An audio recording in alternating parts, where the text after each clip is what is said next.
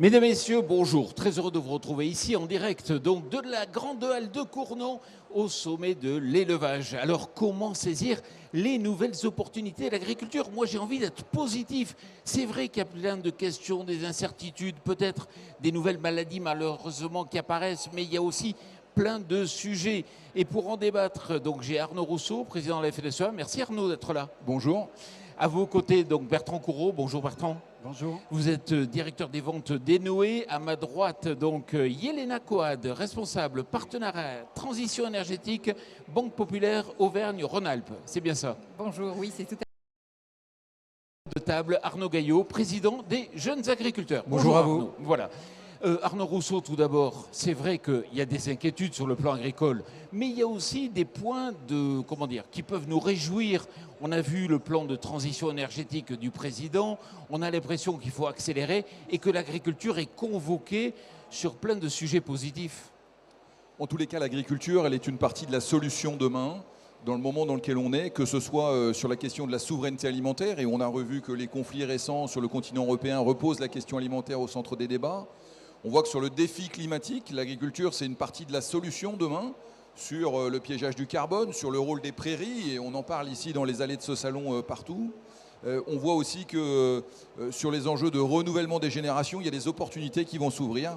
Et puis il y a tout ce qu'il y a autour de l'innovation, de la recherche, des moyens de faire. Donc vous l'avez dit, il y a des questionnements, il y a des interrogations, il y a parfois des manques de cohérence, mais il y a aussi de vrais relais, de vraies opportunités. Et moi je trouve que dans le moment dans lequel on est, c'est intéressant de les regarder de très près. Derrière, il nous faudra quelques moyens. On voit que visiblement il y en a quelques-uns qui s'annoncent. Il nous faudra aussi une forme de cohérence des politiques publiques parce que tout ça nécessite aussi qu'on aligne un peu les choses et qu'on soit cohérent en fonction des alternances politiques. Et puis après, il nous faudra des forces vives, il nous faudra des jeunes garçons et des jeunes filles qui choisissent encore ce métier pour les nombreuses années à venir. Parce que nourrir la population, quand on voit les démographies mondiales, quand on voit les défis du climat, quand on voit les défis de la production, il me semble que c'est parfaitement d'avenir.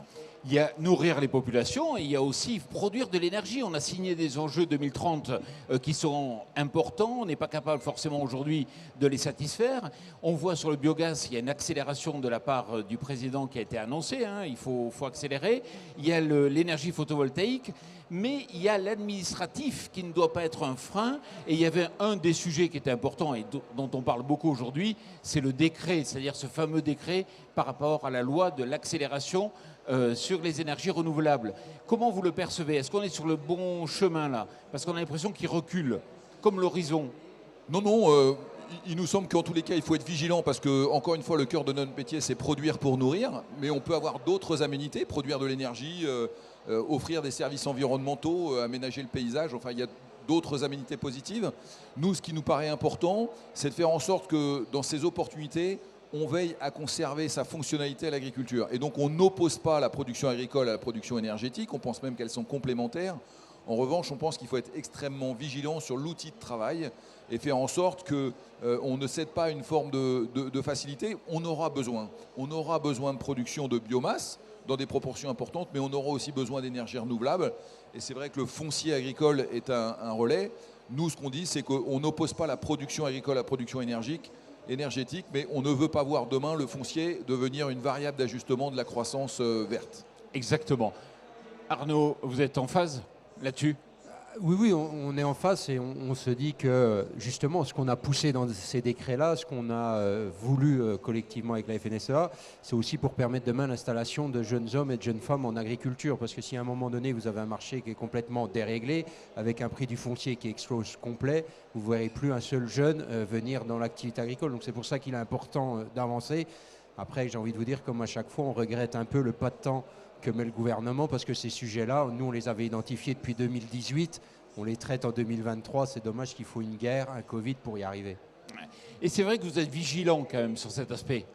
Il faut être vigilant parce que, Arnaud l'a très justement rappelé, le cœur du métier de l'agriculture, c'est nourrir de l'alimentation. Mais en même temps, dans un pays comme la France, il faudrait être complètement fou pour se dire que la production d'énergie n'est pas une opportunité pour les jeunes hommes et femmes et pour les agriculteurs en place, pour aussi relever le défi qui est face à nous.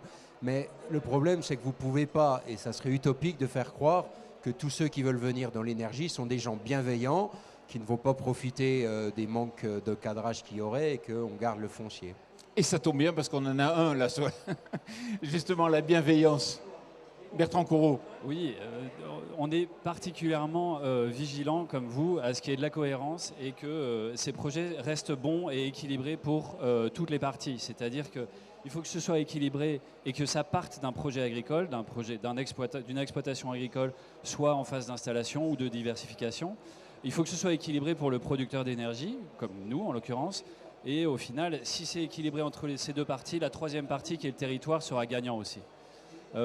Nous, ce qu'on voit aujourd'hui, c'est que pour le mix énergétique, moi qui suis représentant d'un producteur d'énergie renouvelable, c'est une bonne nouvelle qu'on arrive tous à se mettre d'accord sur une définition de ce qu'est l'agrivoltaïsme. C'est une synergie où aucune des deux activités entre la production d'énergie ou la production alimentaire prennent le dessus sur l'autre. Et même nous, on va un tout petit peu plus loin. On pense que le bon équilibre, c'est 1/3, 2/3, c'est-à-dire qu'en termes de surface de l'emprise des panneaux photovoltaïques par rapport à la surface agricole utile, cette surface ne dépasse pas les 35% de la surface agricole utile de l'exploitation. Et ça d'ailleurs c'est un sujet, une pierre de discussion aujourd'hui dans le décret. Oui, alors nous on est même plus ambitieux que ça parce qu'à la FNSEA on est prêt à aller jusqu'à 40%. En tous les cas c'est les chiffres de l'INRAE, enfin les études qui ont été faites. Ce qui est important c'est l'équilibre. C'est de faire en sorte qu'on optimise, et moi j'entends ce que disent les investisseurs, il faut qu'on optimise l'investissement pour que quelque part il y ait un modèle économique, comme nous réclamons un modèle économique pour notre production alimentaire, et il faut aussi que quelque part la pratique de l'agriculture soit conservée, parce que derrière ce sont des volumes de viande, des volumes d'herbe, des volumes de végétaux, et que nos outils de transformation, que ce soit l'abattoir, que ce soit la meunerie, la distillerie ou la trituration, elles ont besoin de conserver des volumes. Et donc on sera vigilant pour que ce soit ça. Et je le dis, pour nous, il ne faut pas qu'il y ait de distinguo entre l'élevage et la grande culture. On sait qu'aujourd'hui dans le décret, il y a un peu des discussions pour dire que ce n'est pas le même chiffre qui concerne les uns et les autres. Je pense que faire des distinguos, ce n'est pas une bonne chose. Il faut mettre un seuil maxi. Et puis après, il faut accepter de l'adapter en fonction de la réalité du biotope dans lequel on le fait. Si c'est de la pente ou si c'est de la plaine, ce ne sont pas les mêmes contraintes. Donc tout ça doit être regardé au cas par cas. Mais ne nous obérons pas une capacité et ne commençons pas à faire des distinguos entre productions. Ce qui est important, c'est l'état d'esprit. On veillera à ce que cet état d'esprit soit repris dans le décret. Et évidemment, on sera très vigilant avec les porteurs de projets pour que tout soit cohérent. Bertrand, il y a un vrai sujet, et Arnaud Gaillot l'a évoqué, c'est la surenchère foncière. C'est un vrai point de vigilance, je ne sais pas si on m'entend, c'est un vrai point de vigilance pour nous, parce que si l'agrivoltaïsme pousse et amène une surenchère foncière, en fait, ce ne sera pas une filière pérenne. Donc on est très vigilant, parce que dans le monde des énergies renouvelables, on a connu la méthanisation, on a connu l'éolien, on sait qu'il faut être extrêmement prudent. Si c'est bon pour le territoire, ce sera bon et ce sera durable. Si c'est bon pour l'opinion publique au sens large, ce sera accepté. Et l'acceptabilité, c'est quelque chose qui est très subjectif. Ce qui est acceptable pour vous n'est pas forcément pour moi et inversement. Mais en même temps, avec une bonne concertation, on arrive à rendre quelque chose qui est acceptable. Alors c'est vraiment intéressant l'époque qu'on vit parce que c'est peut-être historique. On a de l'argent qui vient lié au soleil et aux besoins d'énergie et de souveraineté énergétique. Et le métier d'agriculteur va évoluer. Et on est à la croisée des chemins là actuellement. C'est-à-dire est-ce que ça va influer sur la taille d'exploitation? Est-ce que comme dans le biogaz peut-être, on va avoir un agrandissement? La question est ouverte. In fine, ça pose la question de quel est le modèle de l'agriculture de demain. C'est finalement ce qu'on voulait un peu traiter dans ce pacte d'orientation et d'avenir agricole. C'est de se dire qu'est-ce que fait l'agriculture française demain. Bon, je pense qu'il y a une ligne qui est assez claire, du moins chez GIA, c'est celle quand même de dire ne perdons pas en ligne de mire la souveraineté alimentaire, mais en même temps, on ne peut pas s'occulter de l'enjeu énergétique. Parce que d'une, on en a besoin aussi dans nos exploitations. Et je pense qu'on le voit à l'heure actuelle, ceux qui ont mis des sources d'énergie différentes sont ceux quand même qui s'en sortent le mieux. Donc Oui, c'est une vraie question de demain, mais c'est une question un peu générale. C'est comment on positionne nos filières, nos agricultures en fonction de l'attente sociétale de demain. Quand je regarde les CDPNAF, aujourd'hui, j'ai l'impression que les projets chutent. On a pas mal d'agriculteurs qui nous écrivent en disant qu'est-ce qui se passe, on ne comprend pas. Bah si, on comprend que en attendant le décret, les CDPNAF ne veulent pas s'engager, non? C'est ça? Quand il y a ça marche plus. Allez-y. Quand il y a un décret qui est en cours d'élaboration, c'est sûr que tout le monde le regarde et tout le monde attend. Mais en fait, je vous le dis, moi, le problème que je reproche le plus à ça, c'est que finalement, on a déjà 4-5 ans de retard. Parce que les débats qu'on a eus l'année dernière sur le projet de décret agrivoltaïque, on les aurait eus quand nous, on a alerté en 2019 au plus haut de l'État. On aurait gagné du temps, mais j'ai envie de vous dire, finalement, quand on est à nos places, on prend ça finalement comme une routine, parce qu'on commence à avoir l'habitude, ça doit être une marque de fabrique française, d'attendre de taper dans le mur pour se dire peut-être qu'il faudrait qu'on fasse quelque chose. Mais voilà, il est là le problème. Et quand vous prenez du retard et quand vous attendez, ben vous vous retrouvez dans la situation qui est là. Alors, comment amener les agriculteurs à saisir ces nouvelles opportunités, cette diversité de métiers? Il y a certainement de la formation, il y a aussi de l'accompagnement, parce qu'il y a de l'investissement dans les différents projets. Justement, Yelena, la banque de la transition que vous avez créée au sein du groupe Banque Populaire, ça montre que pour vous, c'est stratégique et vous y croyez. Absolument. Tout d'abord, il ne faut pas oublier que la Banque Populaire est un réseau coopératif et la raison d'être d'une banque coopérative, c'est de construire un avenir durable et responsable pour les hommes et les femmes qui entreprennent sur notre territoire. Et il n'y a pas d'avenir durable sans transition énergétique et il n'y a pas de transition énergétique sans une banque pour la financer. C'est en 2020 que nous avons lancé donc la Banque de la transition énergétique pour accompagner nos clients dans leur transition en mettant en place un réseau d'experts de financement donc au sein de la Banque Populaire et en tissant des partenariats donc, dans les différents domaines de la transition énergétique pour les accompagner. L'originalité, c'est qu'on est capable également de tracer de l'épargne verte. Donc, nos épargnants, nos clients nous confient leur épargne. Aujourd'hui, nous sommes capables d'apporter la preuve du bon usage qui est fait avec cette épargne. Aujourd'hui, nous avons collecté 335 millions d'euros que nous réutilisons sur nos territoires, sur différents projets. Nous avons financé plus de 6000 projets. Ces projets-là, sur les 15 départements de la Banque Populaire Auvergne-Rhône-Alpes, sur tous les segments de marché, particuliers, professionnels, industrie, agriculture, collectivités locales. Dans des domaines, bien sûr, on parle de l'énergie renouvelable, mais pas seulement. On traite également de l'efficacité énergétique, de l'innovation. Et ce modèle-là, on peut dire que c'est plutôt un succès puisque 4 autres banques populaires ont rejoint la marque de la Banque de la transition énergétique. Et ensemble, on crée une communauté pour pouvoir proposer nos solutions et accompagner nos clients. On a lancé également dernièrement le prix de la transition énergétique pour mettre en valeur des projets de nos territoires. D'ailleurs, on a mis en lumière une entreprise du Puy-de-Dôme, Inver, qui, par exemple, produit et transforme des verres de farine en alternative de l'alimentation animale. Voilà, donc c'est un exemple de la VTE. Alors, oui, pardon. Juste pour rebondir sur ce qu'on vient d'entendre, en 2 chiffres, en termes de mix énergétique à l'échelle française, pour savoir où on en est par rapport aux enjeux et aux objectifs qu'on s'est fixés pour 2030, c'est demain. On consomme pour se nourrir, pour se chauffer, pour se transporter, pour notre industrie, encore 60% d'énergie fossile en France. Donc nécessairement, le deuxième chiffre, c'est qu'on doit augmenter de 25% l'électrification de nos usages. Qu'on le veuille ou non, c'est pour 2030, il va falloir passer par là. Voilà. C'est juste ce que je voulais rajouter. Bien sûr. C'est vertigineux quand même de voir comment aujourd'hui les agriculteurs sont convoqués, l'agriculture est convoquée pour plein de missions. Comment vous réagissez, vous, sur l'exploitation? Parce que vous dites, attention, il y a l'alimentaire. Et l'alimentaire est mis à mal aujourd'hui avec l'inflation, le logement. Enfin, on oublie que l'alimentaire, c'est la santé d'ailleurs, hein, parce qu'on mise sur d'autres secteurs. Comment vous réagissez par rapport à ces multitudes d'activités qu'il va falloir concilier sur l'exploitation? On réagit plutôt bien, parce que, encore une fois, d'être attendu, c'est plutôt une bonne nouvelle.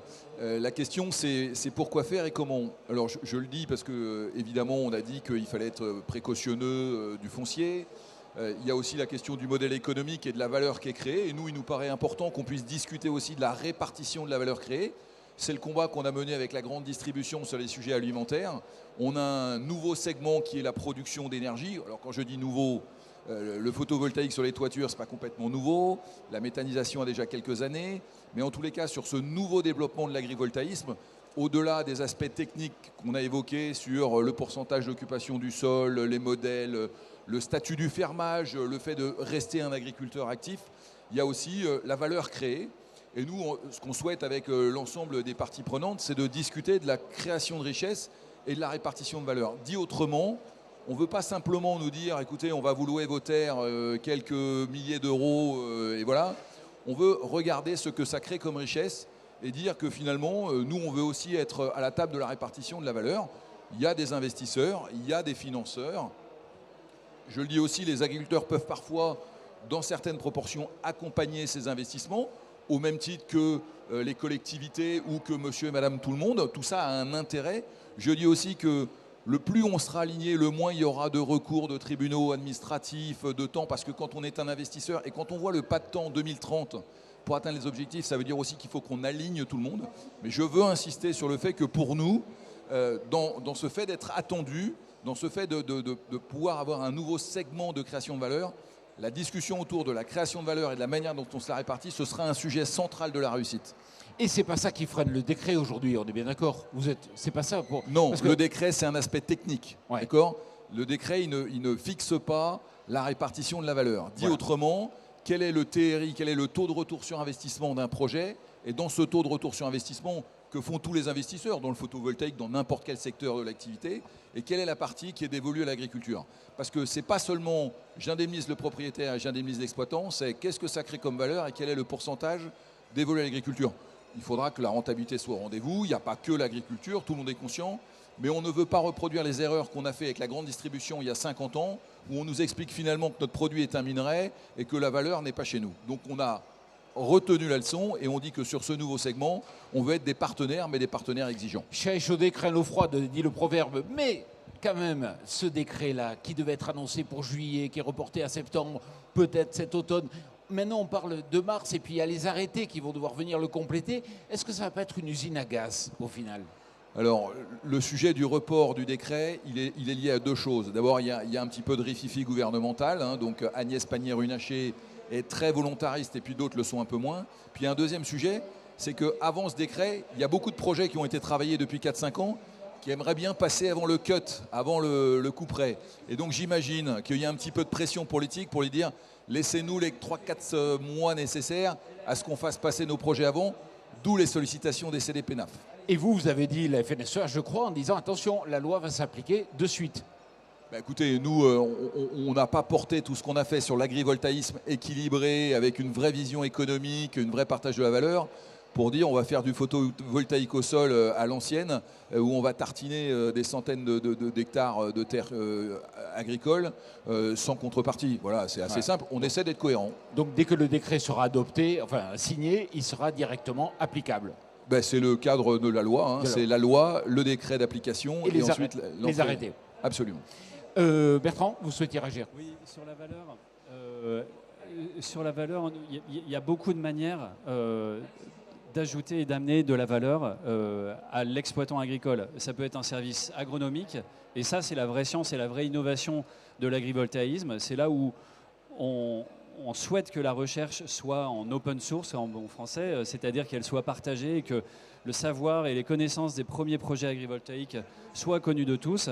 Et c'est le seul volet qui est un peu innovant, c'est sur le service agronomique, et on est très vigilant là-dessus parce que s'il n'y a pas de service agronomique rendu, il y a une très mauvaise presse. Mais il y a un service économique, et ce service économique, ça peut être des revenus, mais ça peut être aussi un investissement en moins ou un endettement en moins pour un jeune agriculteur qui s'installe, par exemple. Donc clairement, dans les transmissions d'exploitation, c'est le cœur sur lequel on travaille dans l'agrivoltaïsme. Nous sommes déjà arrivés au terme de cette émission, mais je laisse la conclusion aux jeunes agriculteurs. Vous êtes rassurés ? Il ne faut jamais être rassuré, il faut toujours rester prudent, il faut croire en l'avenir, il faut croire aux opportunités. Mais je fais partie des jeunes qui commencent à faire un petit peu d'âge, et moi je pense qu'il ne faut jamais donner un blanc-seing, il faut rester vigilant, c'est des belles opportunités, il faut y croire, c'est un vrai secteur d'avenir agricole, mais ne confions pas tous les clés de la maison sans garantie. Bon. Madame, messieurs, merci beaucoup d'être venus ici en direct du sommet de l'élevage donc, pour ce nouveau débat, et merci à vous.